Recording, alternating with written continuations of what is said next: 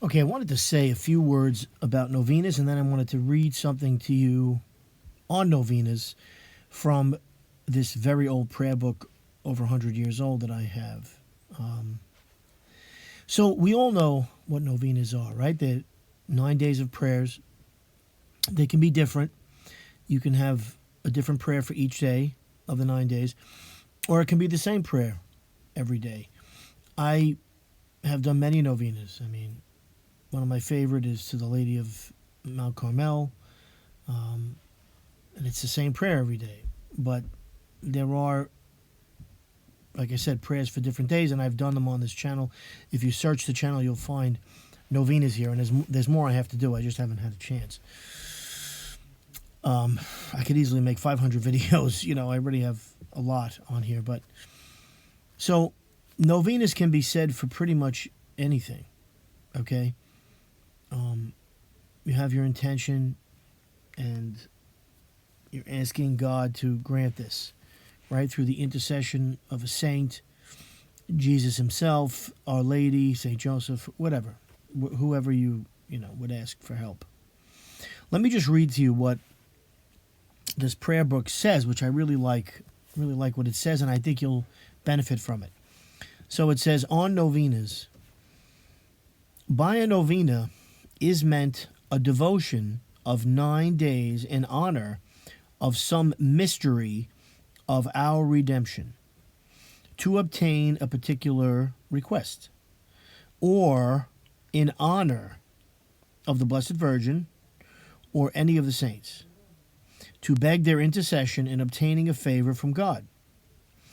It may be made of any prayer according to each person's devotion, and is certainly a holy practice, which has often been found successful in obtaining favors from God. Those who perform it with the conditions necessary for prayer, in particular, with a lively hope of having their requests granted, and perfect resignation, should it be refused, may be assured that Christ, who has said, "Ask and you shall receive," will grant them some grace or blessing as the fruit of their prayer, though in His infinite wisdom and mercy He may refuse the particular favor which they implore. If, this is quote, if, says St. Augustine, He seems deaf to their cries, it is only to grant their main desire, by doing what is more expedient to them, end quote. God alone knows what is good for us. How often is the refusal of our requests a far greater favor than would be the grant of them?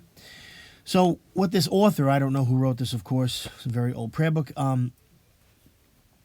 What the author is saying is that sometimes if the novena is not answered, we get something else from it. Maybe we develop more patience, more fortitude, more strength, the ability to reflect, look inside, resignation to the will of God, humility. Okay, so there's a lot that can be gained from the prayers, not being answered.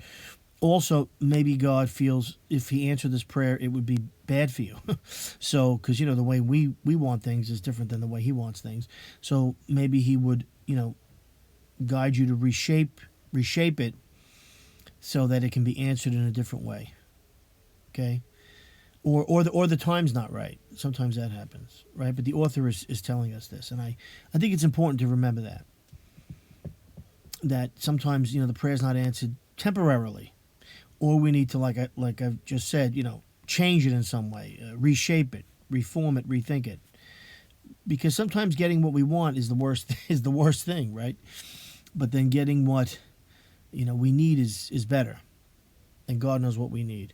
But that doesn't mean you shouldn't ask, because God does put things in our hearts to ask, and God wants us always to pray constantly. And boy, does this world need prayers right now. So anyway, I hope you enjoyed that. And just, there are many novenas I've posted quite a few, and I'm gonna post more because I think they're important. And again, you can make a novena for a desire or desires, and you can also do it as something to honor a saint like Our Lady, Saint Joseph, and then you can offer it to the holy souls. You can make a novena in honor of a saint and then offer it to the holy souls, and they'll gain the merit, and you'll be blessed as well, of course. Okay. Anyway, have a great day. Bye bye.